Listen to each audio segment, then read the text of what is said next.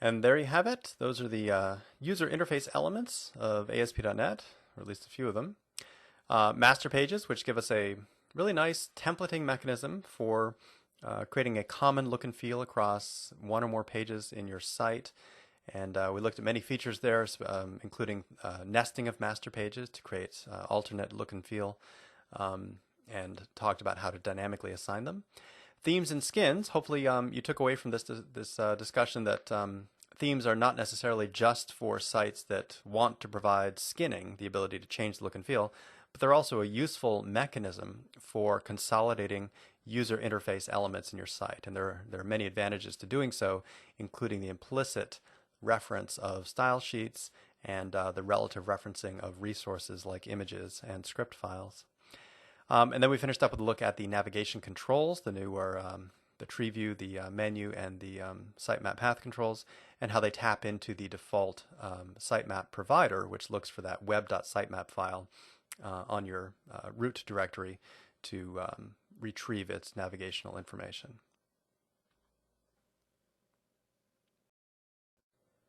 We're going to begin our discussion of master pages with first looking at the problem that they solve, and then talking about a couple of different techniques that have been used over the years for solving that same problem in various environments.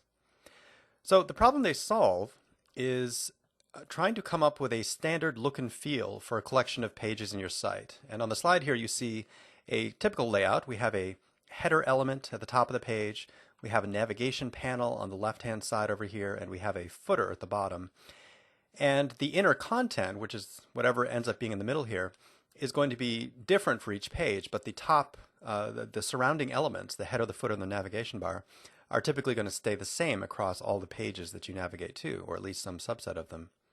So the goal here is to not replicate the header and the navigation panel and the footer across every single page that you develop. It makes much more sense to isolate those and put them into standalone files, which you can then make modifications to and have those modifications be reflected across all pages in the site that are tied to those pieces of the interface. Now, there have been various ways of doing this over the years. In classic ASP, a common approach was to use the server-side include directive, and I'll show you an example of this in a moment. And this just was a way to bring in an entire file and drop it in a particular location within another file so that it became all part of the same response, but it lets you maintain these pieces independently. And then ASP.NET gave us a slightly more robust way of doing it, which was the user control mechanism.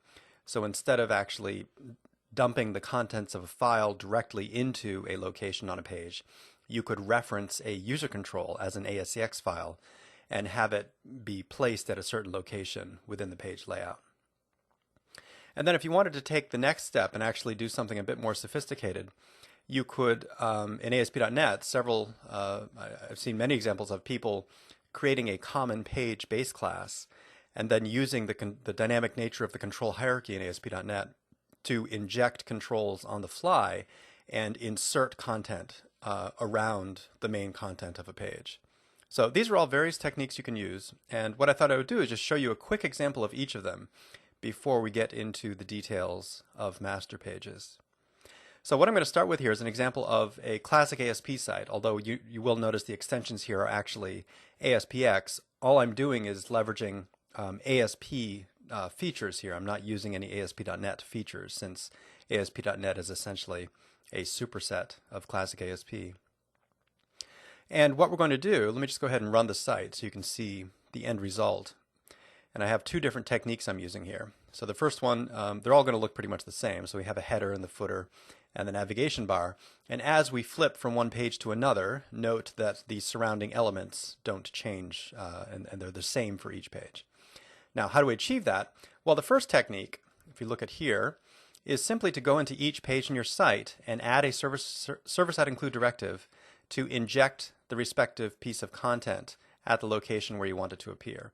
And then any modification you make to any of these three files, which you can then go in and modify after the fact, would be reflected in all of the pages that reference that file. So that's kind of a quick and dirty way of doing this, and it works reasonably well. It's it brings the files in, puts them in the right place, and it does give you that level of indirection so that you can make changes to the look and feel of your site by modifying single files.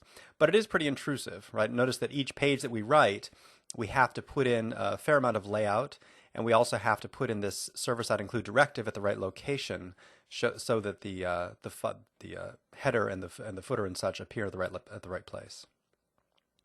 Now, another approach, which is slightly more generic, and I'll just show you this here as well.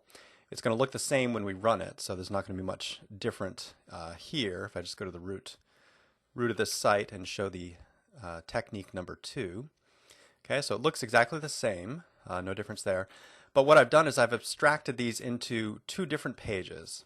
So I have a page start file, which contains all the HTML element up to the content, and then I have a page end file that contains everything after the content. And the idea now, and these in turn, by the way, have their own include directives, and the idea now would be to go into an individual page, and instead of surrounding it with layout and references to those include files, you just have 2 include files. One is the page start and one is the page end, and the rest of it will take care of itself. So this works fine too, and it sort of takes away the responsibility of setting up the layout on individual pages, although it does make for a rather odd editing experience as you put together your pages because they end up looking just like this. But we will have the effect. Now, ASP.NET changes the picture a little bit. So here I have a different project that is using ASP.NET user controls to achieve the same features. And again, let me just run it quickly for you so you can see that it looks pretty much the same. So we have the same navigation, header, and footer elements across all pages in the site. And the way I've done this is in each individual page, I've placed a reference to a header control, a navigation bar control, and a footer control. And these are all references to user controls which are brought in independently. And each user control simply has the contents that I want to have injected at that location.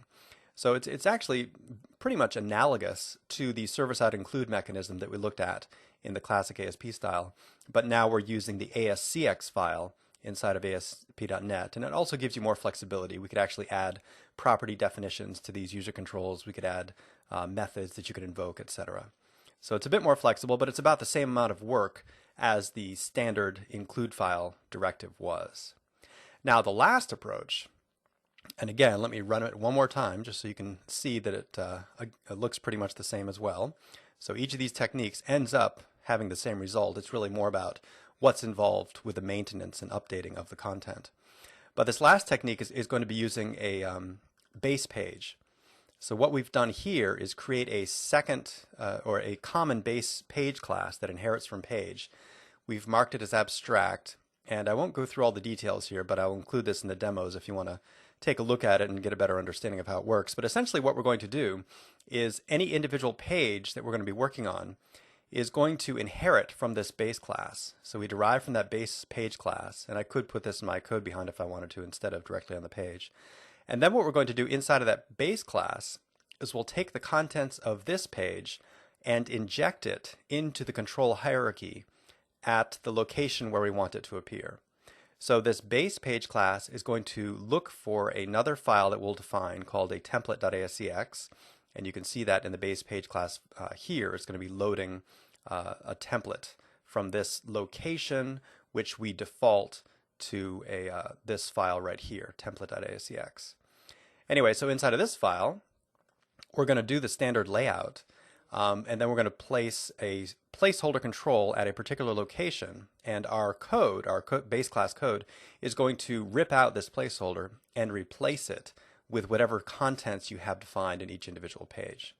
So this has the advantage of not having to manage any of the layout issues on individual pages, and again, we have the ability to make modifications to the look and feel of a collection of pages on our site without having to modify many different pages. But as you can see, it adds a fair amount of complexity. You have to do the inheritance, you have to go in and create this template file, and you have to go in and look at pages like this, which look kind of unintuitive in the sense that you can't see what the final rendering is going to look like unless you actually run it. But anyway, those are the approaches that people have taken, and a sample of each of the various approaches that we're going to look at. And it turns out that last approach is actually very similar to the approach that is taken by master pages themselves. So it's useful to understand how that works. Now that we've seen a couple of different techniques for creating templated sites, let's turn our attention to master pages. This is really a much simpler way of creating a common look and feel across a number of pages in your site, and it takes all of the good things about the templating mechanisms we looked at and brings them forward and leaves most of the annoying and bad things behind. So the idea with master pages in ASP.NET is you're going to create a single top-level file called a master file, and the extension is in fact .master. And that master file is going to define the overall look and feel. So you'll place your header and your footer and maybe a panel on the left or whatever into that file, but you're also going to place a placeholder control. And this is going to be the location where content pages will have their content injected into the master page. And then you're going to build content pages. So content pages are just going to be standard ASP.NET pages which are wired up to master pages. And when they will render with the master page's content surrounding them. So the header and footer and left pane in this case are going to be injected into the page that's being rendered, and then the page-specific content will be dropped into the placeholder location defined on the master page. And this is all configurable. You can create as many placeholders as you want. You can create as many master pages and as many content pages as you want to, and set up the relationships yourself. But that's the idea. So you create a top-level master page and then create content pages that are associated with it. Now the actual code is going to look something like this. The master page itself is going to end with the .master extension, as you see on the slide, and it has most of the same properties or attributes that the page directive does. So this master directive is going to be essentially the same as the page directive, but you're going to use it only in the context of a master page. And then you'll do your top level layout. So typically this would include the HTML element, the body, the form, etc. And then somewhere in the page, you're going to place one or more content placeholder controls. And these placeholder controls are going to be the location at which content pages will have their content injected. So here below is an example of a content page. And the content page, notice, is wired up to the master page using the master page file attribute on the page directive. And then the only thing that's allowed inside of a content page is in fact a content control, which then is associated with a content placeholder in the corresponding master page. So any content that you place inside of the content control is going to be injected into the content placeholder that was defined on the master page.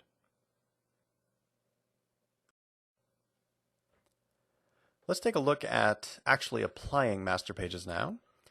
And what I thought I would do is take an existing site that already has a templated look and feel and retrofit master pages into the site to give you an idea of what's involved with creating master pages and content pages together. So let me just preview the site for you to begin with. This site was built in a rather naive way. We've actually replicated the look and feel across every page in the site, which obviously is not something we want to do and creates a maintenance nightmare. But regardless, here's what the end result is going to look like. So we have a site that is being driven by CSS and styled div elements, and we have a header and a left-hand panel with some navigation elements and a bottom footer at the bottom of the page. And then every time we navigate from one page to another, those elements all retain their location and appearance across pages. So as I mentioned, right now this is rather naively done by simply copying the look and feel of each page from one page to another. Obviously not an approach you want to take. I should mention that I've also included a top-level style sheet, and the style sheet is right here, the stylesheet.cs file, CSS. And you can take a look at this if you want to. It just describes some of the layout for various elements in the page, and those elements are mapped onto via CSS identifier styles. So these divs are taking on their various style attributes as defined inside of the style sheet that is linked in through this link element. Okay, so what I want to do is separate out the look and feel of this page into a master page. So let's go ahead and add a new master page to our project. And I'm going to name this file site template.master, and I'm going to put the code in a separate file. And now that we have a master page, what I'm going to do is inject the look and feel surrounding it. So the first thing I'll need to do is bring in that style sheet. So I'm just going to drag that style sheet onto this location, and that'll put in a link for me. Notice there's already a content placeholder here. We'll talk about that in just a minute.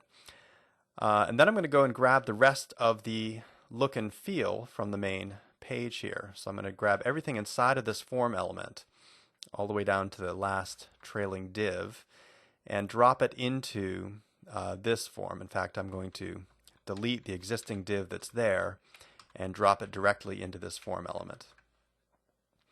Okay, so there's my content. Let me just go full screen here. There's my content, and what I'm going to do now is take this content placeholder. So again, this is the time where you have to figure out where you want content pages to inject their content, and it comes in the form of this content placeholder control. So I'm going to simply cut that out and replace the content of this page, which was specific for the main page in the site, with a content placeholder control. And I'm going to rename this thing main content placeholder to indicate that that is the place where you should inject the core content for any page that is using it as a master page.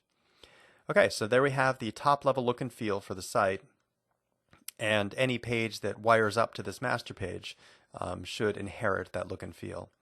And just so you can see the rest of the pieces up here, notice the master directive looks very similar to the page directive. It's got most of the same attributes that are available, uses the same code behind mechanism to wire up code, the same auto event wire up, the same inherits base class. So all that looks very similar, and when you build up master pages, you'll build them very much like you build standard pages. Now what we need to do at this point is go back and retrofit our existing pages to wire up to this master page. So I'm going to come into this default page, the main page of the site, and I'm going to subscribe it to the master page by using the master page file attribute in the page directive. And we're going to wire it up to the site template.master file that we just created. And then what you have to do with a master page is place only content controls inside of the content page. So if I come in here, this is not going to be valid anymore, and nor is the head element or the HTML or the body or the form, and all this stuff is already going to be rendered there. So what we need to do is go in and delete all the content that was not specific to this page, which should be everything except for that H1 element and a couple of calendar controls. And now I need to place those elements into a content control. Run at server, ID equals main content, and we're going to set the content placeholder ID equal to the main content placeholder that we inherit from the master page. Okay, so that should be wired up now. And let's go ahead and do the same thing for the other two pages. So here's page 1, and we're just going to inherit this, wire this up to the master page using the same page attribute, and get rid of everything except for the small amount of content that this page actually defines, which is really trivial in this case. And we're going to do the content control run at server, call it main content, and content placeholder is going to be equal to that main placeholder. Okay, and let's do this one more time. I'm going to copy that to save some time for the page 2.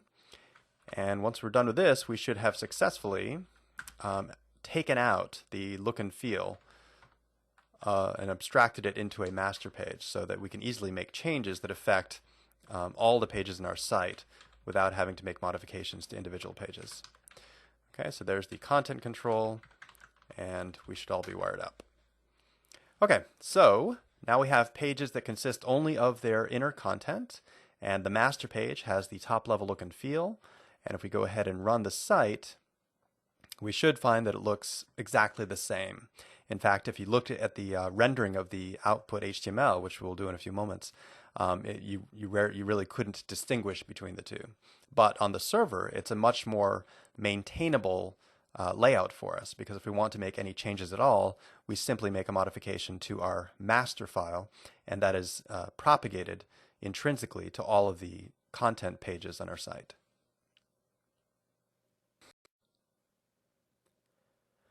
Let's take a look now at how this actually works, how master pages inject content into content pages, and what this relationship is. Now, the first thing to note about the whole master page model is that content pages are still the endpoints. So when you look at the relationship between pages and master pages, it often feels like the master page is somehow the parent of the content page, and that is the core element.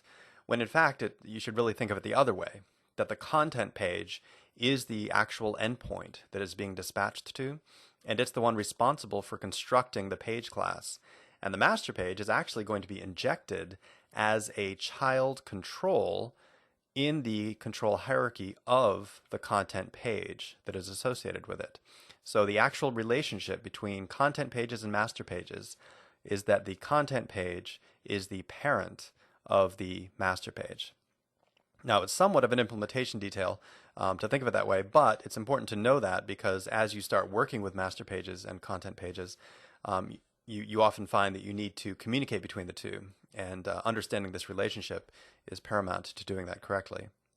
Now, the other thing you will notice about content pages is their content, the actual stuff you put into the content controls, is going to be dropped into the control hierarchy inside of the content placeholders within the master page.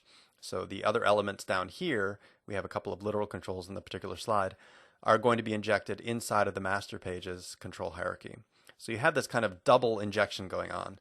The page itself is going to have the master page dropped in as the first child element, and then the master page, its hierarchy, is going to have elements defined in the content controls of the content page injected as child elements underneath the content placeholders. Now, in the end, of course, it's all going to render back to the client as one seamless stream of HTML. The response looks very similar to any other HTML stream that you might see. Now, what I thought I'd do is go back to our demo here and show you how this all works, and then take a look at how things are being put together. One other thing I did want to show you is that when you're working with master pages, the designer in Visual Studio is very good about showing you the surrounding content of the master page with respect to your page, so that when you're doing editing, notice I'm not allowed to do any modifications to the master page here. I can't drag controls on, I can't change any text, but I can make modifications to individual elements within the content control. And if you add a new web form, let's go ahead and add one here, and wire it up to a master page. So let's call this page 3, and set it pointing to the site template.master. You'll notice by default it's going to generate two content controls for you. One is the main content control, and one was the header content control. And again, you can't make any modifications to the surrounding content, but you can of course place elements within the content controls and lay your page out that way. So it's a very intuitive way to work with master pages. The designer has good support for showing you exactly what things are going to look like. Okay, so the other thing I wanted to show you was the relationship between the master page and the content pages in terms of the control hierarchy. So a good way to show you this is to enable the trace feature of ASP.NET at the page level.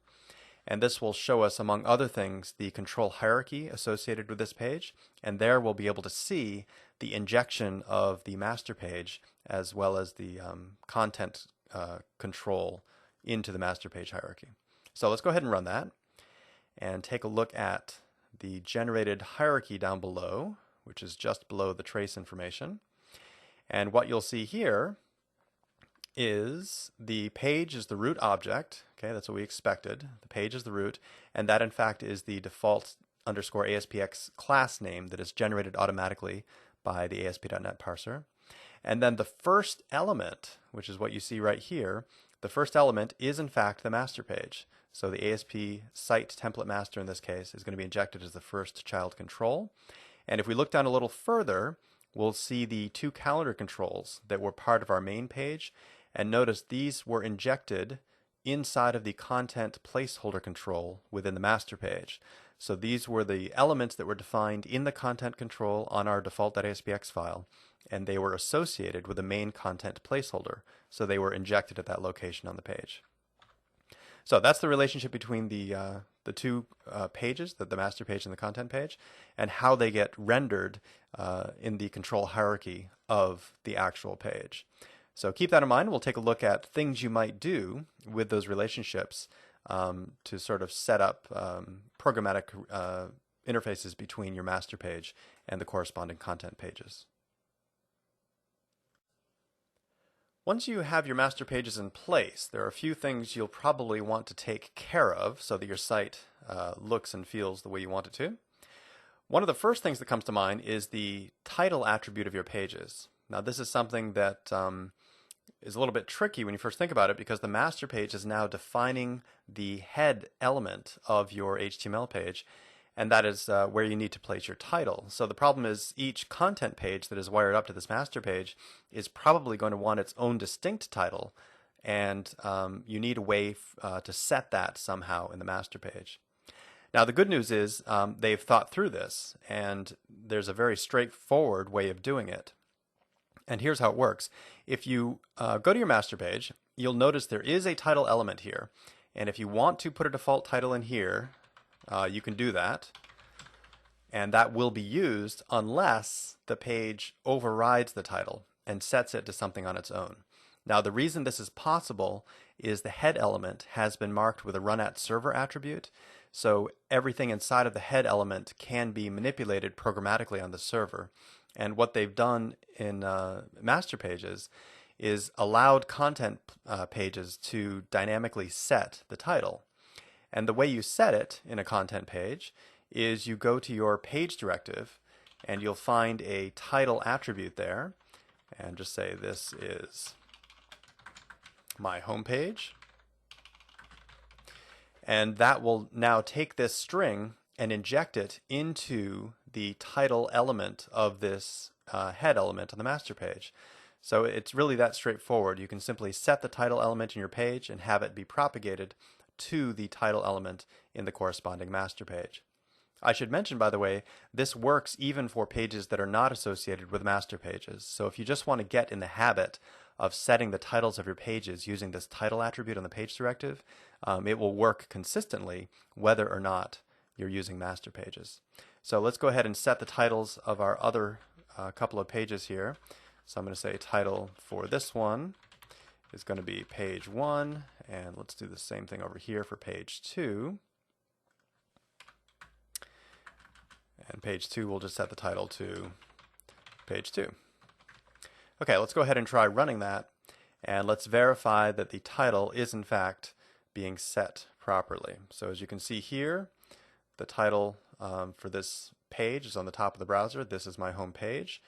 And if we go to page 1, flip over to page 1, notice it's now set to page 1. Okay, so that's how you change the title on content pages that are associated with master pages. Now, the other thing you might want to do is programmatically influence the master page. So let me just give you an example of what I mean here. Perhaps on the master page, I want some pages to be able to hide the left-hand pane, all the hyperlinks. And I could do that by going in here and putting in a placeholder, or actually a pane rather, a panel. Let's put a panel in. Set the ID equal to nav panel and encapsulate the whole thing in there. And what I'm going to do is give pages the ability to toggle the visibility of this panel, which in turn will hide or display all of the hyperlinks in the left-hand pane. Now, to do this, I need to somehow access this control from individual pages. And I do like to point out that it's possible technically to do this from your pages if you want to. So I could come in here And I could say this dot master. So every page that is wired up to a master page has a master property that is accessible. And you could actually reach into the master page and do like find control, invoke the find control method, and go looking for controls in the master page. But if you take this approach, it's going to create a very fragile relationship. It's going to force your pages to have intimate knowledge about the control identifiers on the master page. And there are also issues with levels of indirection, that if you have nesting of container controls, you won't be able to find them using that find control method. So the preferred model is to go into your master page and decide what elements you want to expose to content pages. And what I'm going to do is expose this element via a Boolean property value, just to allow pages to turn the navigation panel on and off as needed. So let's go ahead into our master page code behind here and add a new property definition of type Boolean, and we'll call it nav visible. And I'm going to expand the implementation here and not accept the default generated one by C# so that we can manipulate the visible property of that navigation panel. So get, we're just going to return nav panel.visible, and set, we're going to set the nav panel.visible equal to the value coming in. Okay, so now if a content page can access that property, it should be able to toggle the visibility of the navigation panel. So let's go to our default page here, and let's go ahead and try to do that. Now if I come in here and say this.master.navPanelVisible, notice it's not showing up. And the reason for that is the master page file is of type master page. So it doesn't have the derived class property definition that I put in there. So if you wanted to do it this way, we'd have to go in and cast it to the actual class name that you have defined for your master page. So I'm going to take the master and I'm going to cast it to site template, and then I should be able to invoke the nav visible property and set it to false if I want to. So you can certainly do it that way, and let's just go run it to verify that works. Okay, so notice now my default page no longer has the navigation elements on the left-hand panel because we turned them off. However, this is such a common thing to do, to want to interact with your master page and modify elements on it, that you can do this, you can add this other directive, which makes it even more convenient, called the master type directive. And what you do is set the virtual path property of the master type directive to the master page that you're associated with, and that will give you access, strongly typed access, to that master page. So I no longer need to do this whole casting thing. I can simply say this.master.navVisible and set it to false by hand. So that gives you a much more intuitive programming environment to interact with your master page. And there we go. We still have no navigation on the main page, which is somewhat inconvenient at this point. But if I go to page 2 or page 1, notice that we still have the navigation elements in place.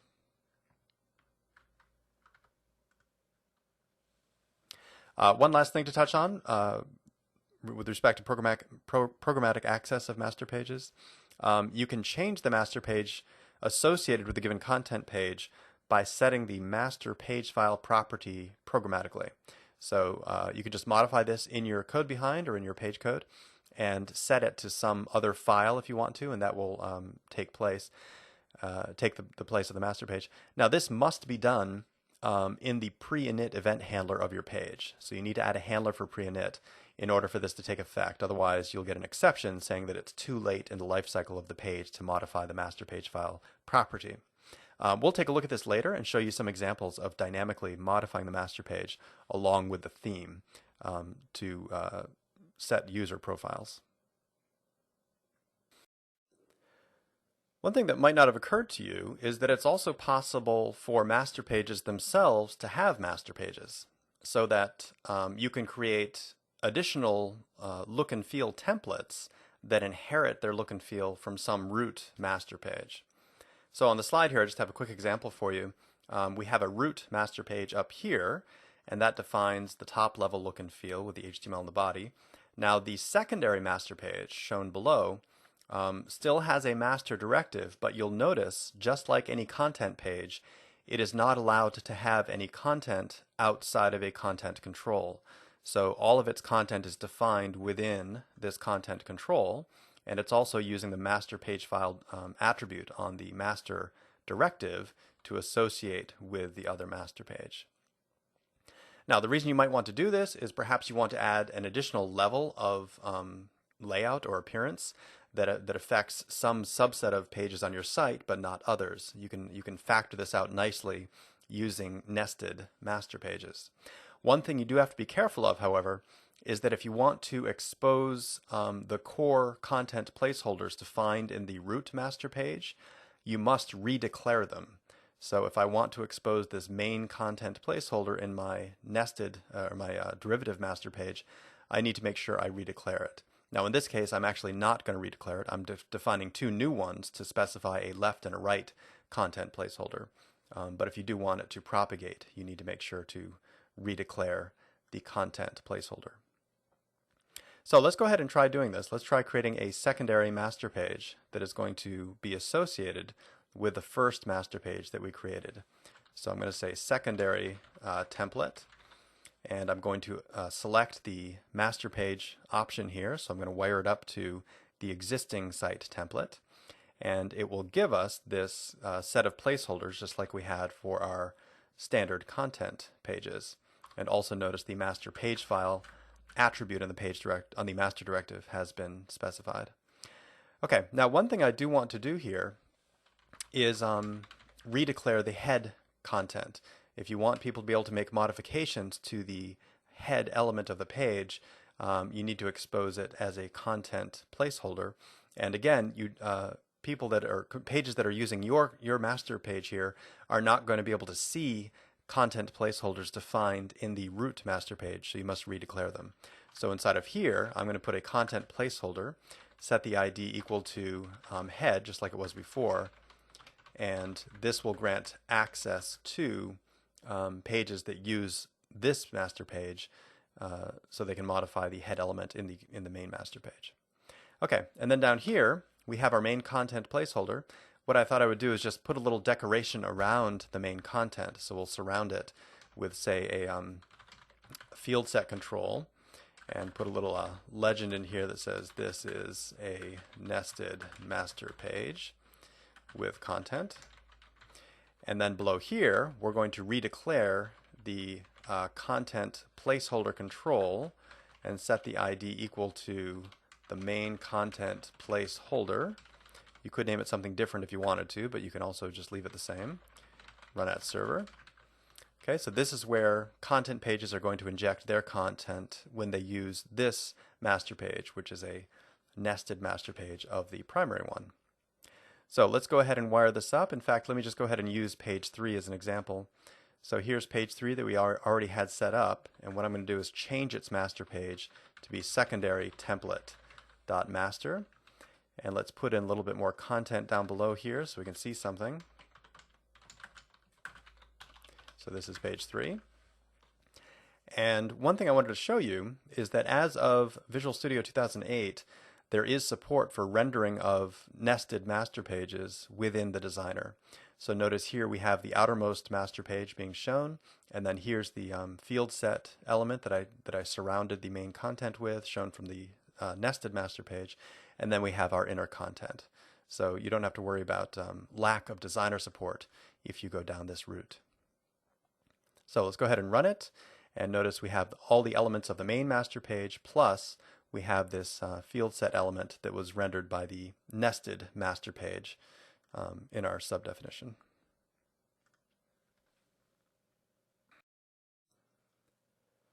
All right, let's start talking about themes now. So very often you'll see themes presented kind of like you see here. This is a way to create a skinnable type of site, and you can easily change the look and feel of a lot of elements in your site just by swapping one theme out for another. And this is definitely an application of themes. It's something you can do, and it works really nicely for changing look and feels. But it's not the only thing themes are useful for. So the way I like to think of themes is as a consolidation of user interface elements. So themes are going to be an aggregation of style sheets and skin files for look and feel of controls and image resources and maybe some script files.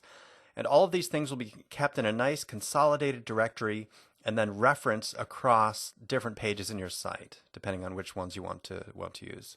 So what I thought I would do to introduce themes to you is give you a very practical example of how themes might be useful to your site, regardless of whether you ever anticipate using multiple themes in the site, right? Even if you only end up using one theme, there are some pretty interesting use cases for themes.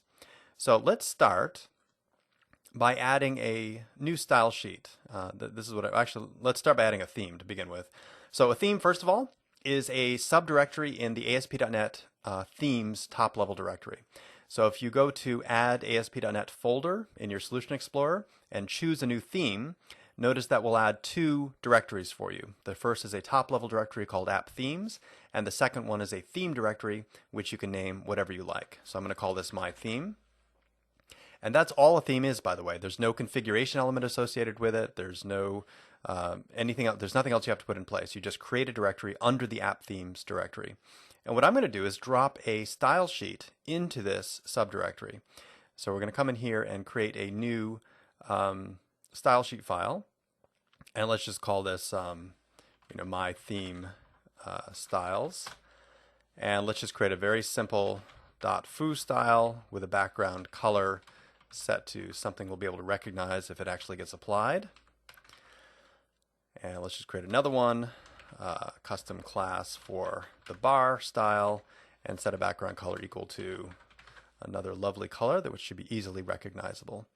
Okay, so here's the way you can apply themes in a nice generic way without necessarily wanting to create multiple themes for your site.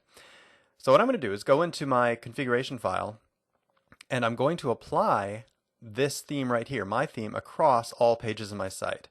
So this is one of the useful things about themes. You can apply them generically across the whole site. So I'm going to set the theme attribute to my theme, the name of that directory I just created. And what that will do right there, just that alone, is it will implicitly include a reference to this style sheet in every single page in my site. Now, of course, I could have gone back and done this on a per page basis, and we'll do that later. But let me just show you this example real quick. So I'm going to go in and create a new web form, and let's not associate it with a master page this time, just to create something a little bit different. So my themed page maybe. And inside of my themed page, let's go ahead and put a text box on here, and I'm going to set the CSS class of that text box equal to foo, and let's create another one which will be bar. Set the class to bar like so. Okay, so we'll have two text boxes running with two CSS classes being set explicitly, and if the theme is applied properly, we should now have the styled text boxes using the two colors we saw. So if you look at the source code for this page, you'll notice there was a link added to the head element that references that style sheet.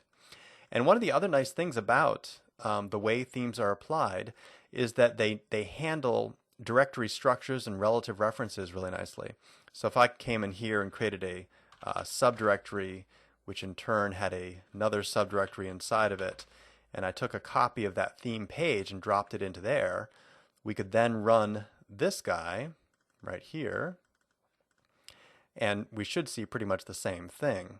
Okay, and if you look at the actual reference for the style sheet, you'll notice that it was using the relative path reference to go back up to the root of your site and retrieve that style sheet for inclusion on that particular page.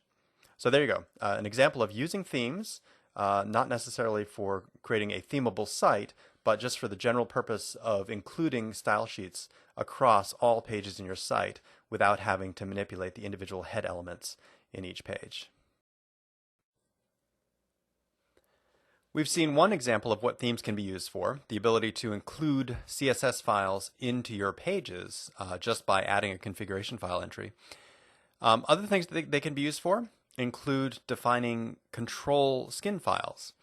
And a skin file is a control declaration with a bunch of default attributes for that control. And you can put as many different control declarations into a skin file as you want to. The example at the bottom here shows you 3 different controls that are being skinned in this particular theme. And notice what we've done in these declarations is we have not included the identifier. So you don't include the ID because that's obviously not something you would apply. But you do include whatever attributes you want to have applied implicitly to controls in your site. And you can either do this implicitly across all the controls in your site, or you could set it up so only controls that want to subscribe to a particular style within your skin file pick up those settings. The other thing you can include in a theme is a set of resources. So you might include, for example, an images directory within your theme that contained images that you referenced in your skin file or in your style sheets. And one of the most useful things about including images or perhaps scripts in themes is that it manages the relative directory reference to all of those resources for you. And I'll show you an example of doing that. So let's start just by adding a skin file to our theme that we already have in place. So I'm going to go add a skin file here. And what I usually do is just include a single skin file and call it the same thing as our theme. And this comment here just describes what you can place into the skin file. We'll go ahead and delete that. Now, unfortunately, there's no IntelliSense here. So notice as I start typing, there's no support for defining styles in your controls. But what you can do is go to an existing ASP.NET page, which has controls already in place, or you can add new controls and tweak their properties to be the way you want.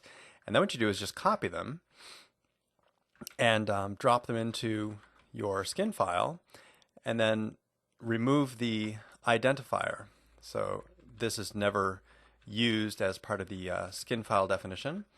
And there we go. I have 2 different text boxes, each applying a CSS class attribute to the property for the text box. Now this is actually not legal the way it is right now, because you can't have 2 controls of the same type without distinguishing one from the other. So what I'm going to do here is actually add a skin ID to the second one. And the skin ID I will mark with a bar text box maybe. So this gives you an identifier with which you can refer to this particular skin of that control. Whereas this one here doesn't have the identifier, so that's going to be applied generically to all text boxes in this site whenever this theme is applied. So those are your 2 options. You can either do it on a per control basis or across all controls in the site.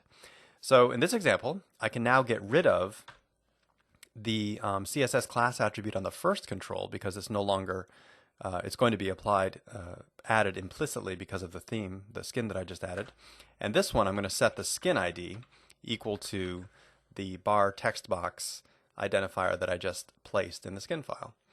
So if we run this, we should now see pretty much the same thing we saw before, but now those things are being skinned via the skin file. And again, one of the things that's useful about doing it this way is that you can completely replicate your theme and then change the values inside of here. So I could say, let's call this my theme 2 maybe. And then we could apply that under different circumstances. We'll talk about dynamic application in a moment. But just to show you an example, I could come in here and change the CSS styling to maybe blue and red. And as that theme was applied, it would then change the colors of those controls. Now let me show you a slightly more complex example, which demonstrates another feature that I particularly like about theme application. And that is it tends to declutter your pages if you use these skins to define look and feel for your controls. So for example, if I put in a more complex formatting on this control, say a professional styled calendar here, and you go look at the source code, notice my source code is now full of all these style attributes. And what I could do is go into the skin file and place that control in here. And let's change that ID to a skin ID. Let's just say professional So that will be the way we reference this particular look and feel of the calendar. And then we can go back into our page and get rid of everything except for the identifier and the run at server, and we'll specify a skin ID of professional.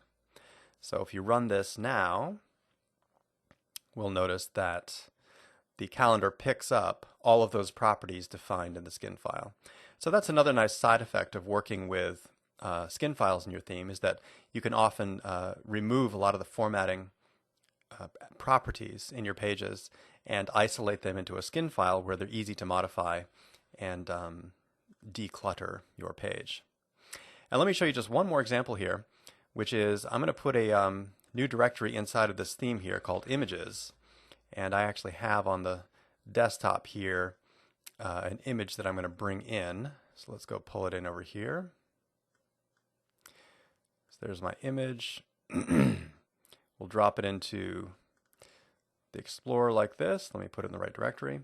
So it's called rainsnow.gif.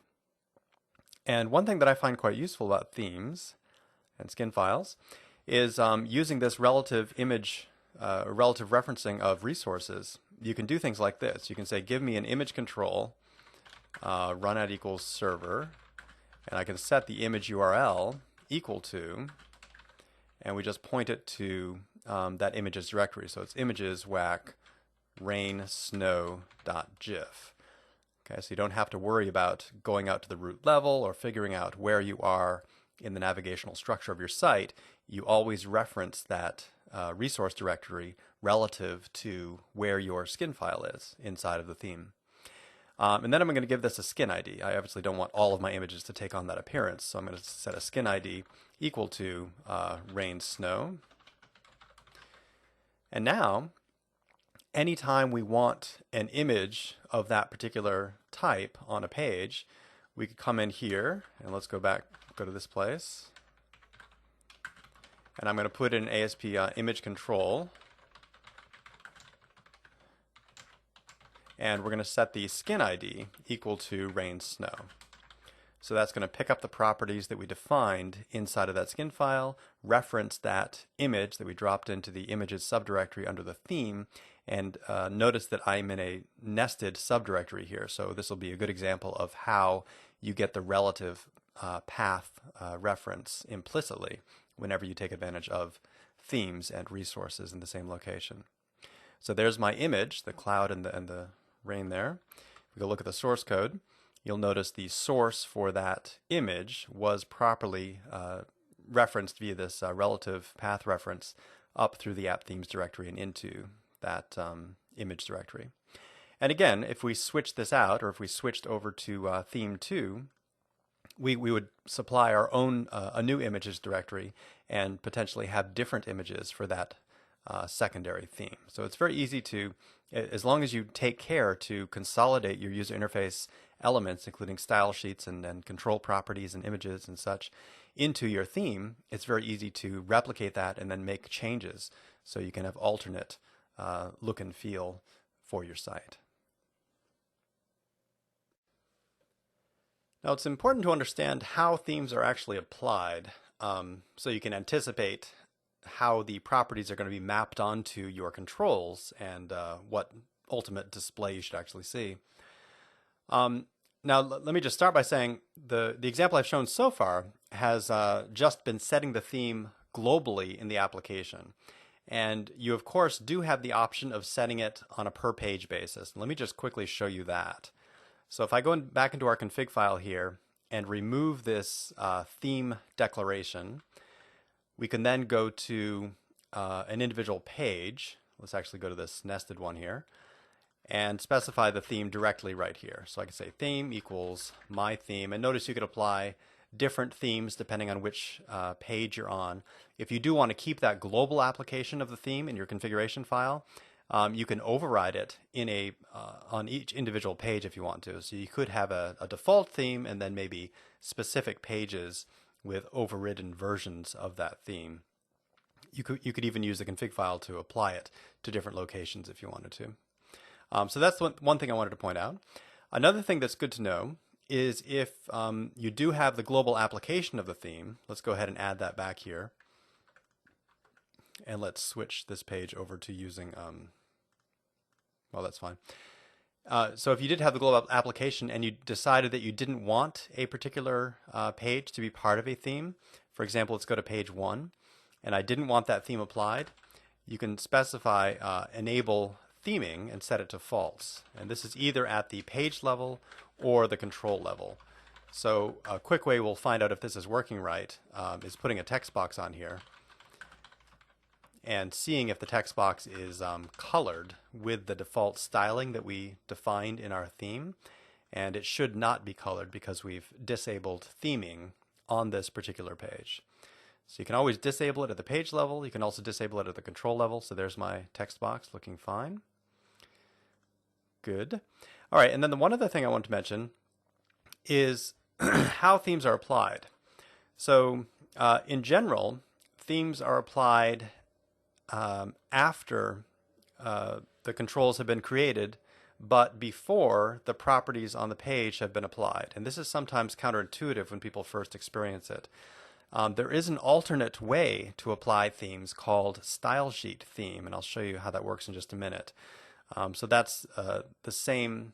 It applies to the same theme, but you use the property style sheet theme instead of theme, and it will change the way the properties of individual controls are overridden. So let me show you that's something that is often surprising when people first see it. Let's go to our main page here and try reformatting this calendar to say colorful. And now if you recall, we'd already implicitly formatted this using Professional 2. So this is the style that's being applied by the theme, and what I'm going to do is apply this alternate formatting locally. And the question is, who's going to win, right? Which is it my local property settings, or or is the theme that was defined above me going to win in its application? And you can see the result here. It looks like no one won, or both of them won. So somehow we had overlapping properties which were set, and you often end up with things that don't look the way you want if you don't take care to account for the situation. So there are a couple of things you can do here. My first piece of advice is if you're using themes, try to stick with putting all of your styles into your themes, and don't bother putting them inline in your pages like this at all. And that solves the problem, right? There's no more issue. If, however, you want to change that default behavior, which is the themes are applied after the properties on your page have been applied, you can go into here or go to your theme setting, and instead of saying theme, you can say style sheet theme. And the reason it's called style sheet theme is it sort of mimics the way CSS works, in the sense that CSS is applied and then your page properties are applied, and they have a chance to override the default values defined in CSS. So this will give our page a chance to override the default values defined in the theme that we're inheriting. So let's try running now. So remember, I colored mine with that orange coloring, and we're inheriting the properties from the professional one. So notice we get a different looking calendar this time, although it's still not quite right because we do have some overlapping themes, overlapping properties. But notice that we mostly won, right? Our page mostly won because when you use style sheet themes to apply, those properties are applied first, and then the properties defined on your page are applied second. But again, my recommendation is don't bother worrying about this distinction so much. I usually just stick with using the standard theme application, not the style sheet theme, and then just take care to not include a lot of style properties on your pages where you know that you're going to be inheriting properties from a theme that is being applied.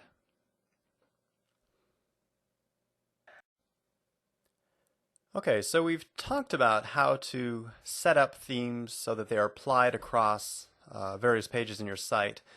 We looked at how to do it globally in the configuration file, as you see down here.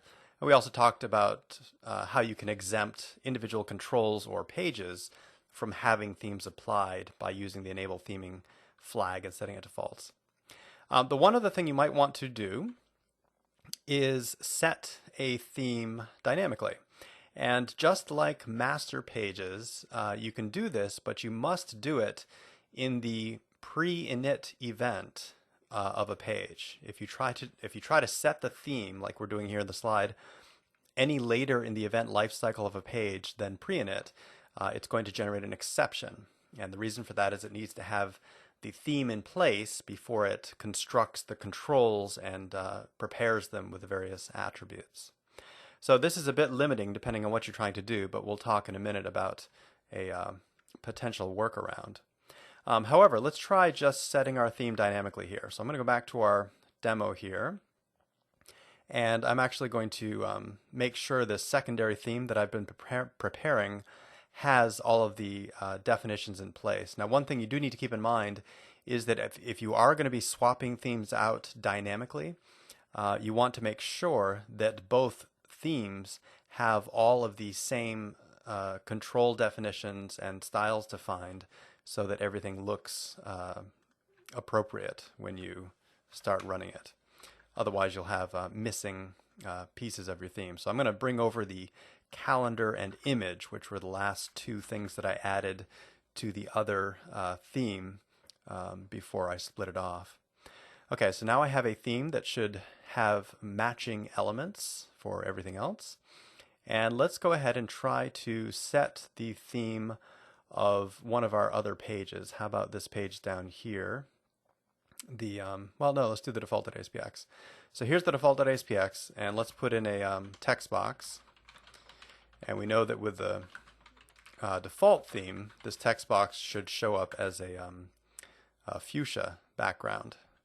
So I'm going to create the text box and see what it picks up for a theme. So let's go ahead and just run it right now, and we can see what theme is applied. So there's the default theme. It gives it the fuchsia background. Let's now try to change that theme dynamically. So this is where you might want to read something in from a property settings for a user and change the theme based on some user preference. So I'm going to go into my code behind here, and let's add a handler for the on pre-init event. I'm actually not adding a handler, but adding a overridden version of the virtual function on pre-init, which is the function that launches that event. And I'm going to, in here, set the theme of this page equal to my theme 2. So I'm going to dynamically set it to that other theme. And if this is working properly, we should see the alternate background color for the text box show up, which I think was blue. Yep, there we go. Okay, so that's one way to set the theme dynamically, or programmatically, is just to change it in your code inside of the pre-init event. Now, the problem with that is very often you want to set the theme globally dynamically. So, the typical use case for this would be user goes to a properties page and says, I want to choose this theme for my site, and I want all my pages to look that way. And then you just need to dynamically set all of your pages to go to that theme based on the user preference. So there isn't really an easy sanctioned way of doing this, just to give you a heads up. But there is a way, as there usually is. And the approach that I have found useful is to subscribe to this event in the application class. So in your global ASAX file called pre-request handler execute. And this is event is fired just before the endpoint is actually dispatched to, just prior to process request being called on your page typically. And what you can do is go in there and wire up an event for the pre-init, wire up a handler for the pre-init event on every single page coming through. And in that wired up handler, dynamically set the theme to whatever the user preference is. And there are various ways of doing this. I'm going to show you an example of actually storing it inside of the profile data store, which is a nice way to do it because it is persisted across all the sessions, and each user has his or her own bucket to store it into. So here's the technique, how you might do it. I'm going to go into global ASAX, and we're going to add a handler for that pre-request handler execute event. And if the incoming endpoint or the handler is a page, we're going to subscribe to the pre-init event. And in that event handler, we're going to grab the page and set the profile, set the theme on that page to whatever theme value has been stored inside a profile. Now I've actually got a site ready to go that does this already, so you don't have to go through the typing of it. Not only do I set the theme dynamically, but I also set the master page dynamically. So you can see in my global ASAX file here, there's the code that's very similar to what we had on the slide. We're just going to add a handler for that pre-request handler execute event, wire up this event handler, and then inside of each one, we go grab the page and set the theme to whatever was stored in their profile, and we're also going to set the master page file equal to whatever was set in their profile. And notice I have two different master pages in this site, a site template and an alternate site template. One of them changes the navigation panel to be on the right instead of the left. And I have two themes in this site, one for day and one for night, which gives you a darker and or lighter and darker look and feel for the site respectively. So let's go ahead and try running the site. I can show you the end result. So the default we're getting here is the day theme. And if I go to the set preferences page for the site, I can go change it from the day theme to night and the master page to alternate, set the preference, and notice we have the different image, the darker colors, and the master page is now oriented so the navigation panel is on the right-hand side. And that will be persisted across sessions because I'm storing it in profile, which we'll take a look at in a future module. So that's one way to deal with setting themes globally and dynamically. And of course, it also works for master pages if that's something you want to do, is give the user the option of having a different layout perhaps by switching master pages. The last topic we're going to look at in this module are the navigation controls in ASP.NET. These controls are a good example of a feature they added to ASP.NET to make people's lives easier.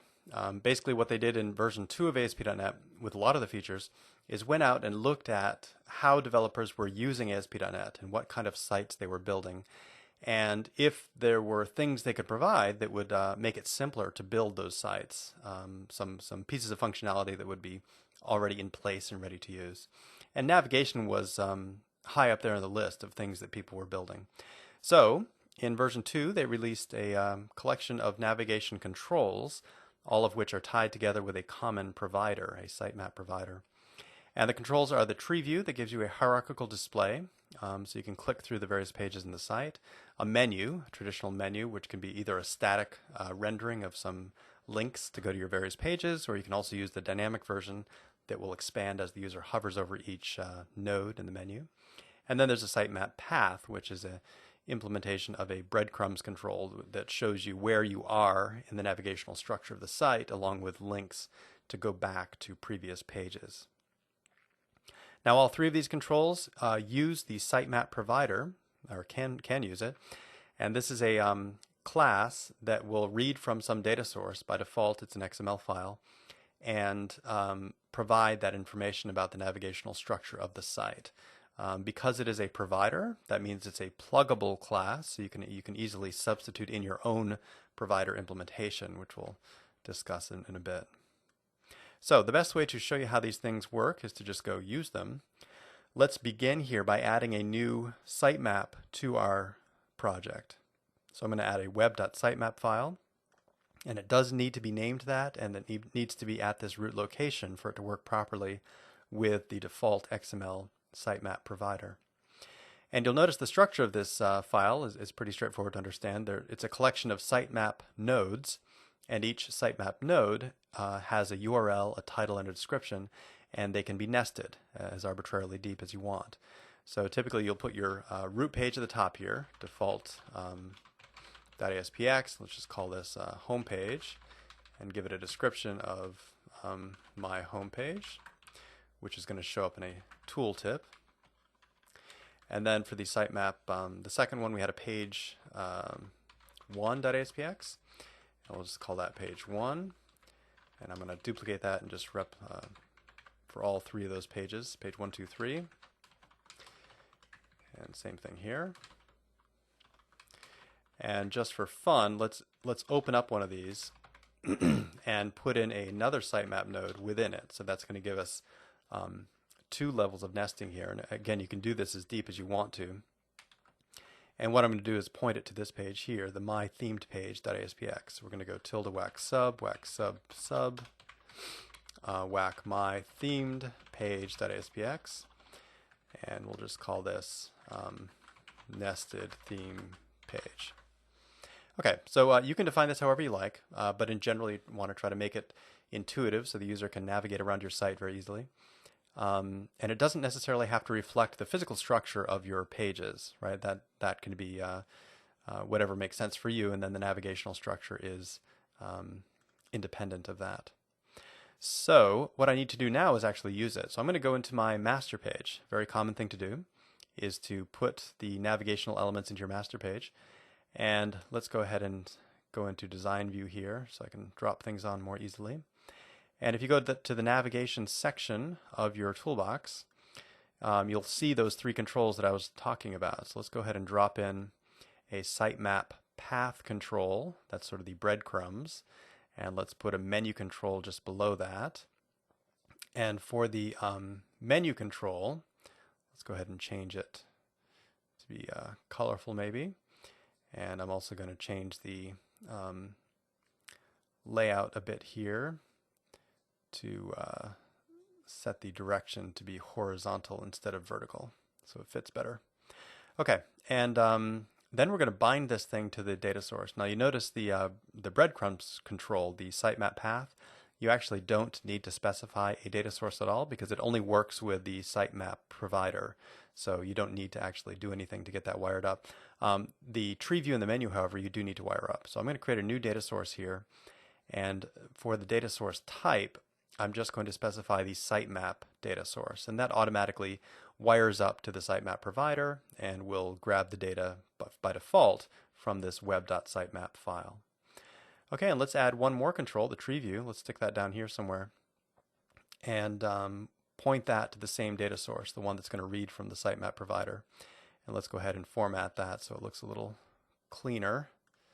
You have all these nice little options here. Okay, and that's pretty much it. We now have a 3 different navigation controls, which are going to be in sync. That one's being hidden on the front page, if you recall. And notice my menu, I can go to page 2. And now it's showing up on page 2. I've got a little formatting I would have to deal with in the real world here, but we're getting the functionality in place. And notice nested theme page is actually in another sub-level, and that one didn't have a master page, so we lose our navigation. But everything else is in place, and the tree view, notice that page 2 is selected here. You can go back to page 1. The breadcrumbs control right here, sitemap path, lets you navigate back to pages that you came from in the navigational structure. So those are the navigation controls and how you can tie them together. Now just to recap here, so there are 3 controls, the tree view, the menu control, and the sitemap path control. All of them, typically you want to wire up to a sitemap provider, which for the menu and the tree view is going to go through a sitemap data source, but for the sitemap path control will go directly to the sitemap provider. And then they both, or that provider taps into the XML sitemap provider, which goes and looks for your web.sitemap file. And again, this part down here is pluggable. So if you want to change where the data is coming from, you can provide your own sitemap provider and perhaps bring that data in from, say, a database or some other store in which you kept your navigational data. Hi, this is Fritz Onion with Pluralsight, and I'm going to be presenting this module on user interface elements of ASP.NET. Now, this module is going to cover a collection of user interface features of the ASP.NET libraries. And we're going to start with a look at one of the most used features that came out with ASP.NET 2.0 called master pages. And this is a technique for creating a common look and feel across collections of pages in your site. We'll then move on to themes, application themes, and this is a way of applying user interface elements to your various pages and controls. And we'll finish up with a look at the navigation controls, including the menu, the tree view, as well as the sitemap path control, all of which are driven by a sitemap defined in your site.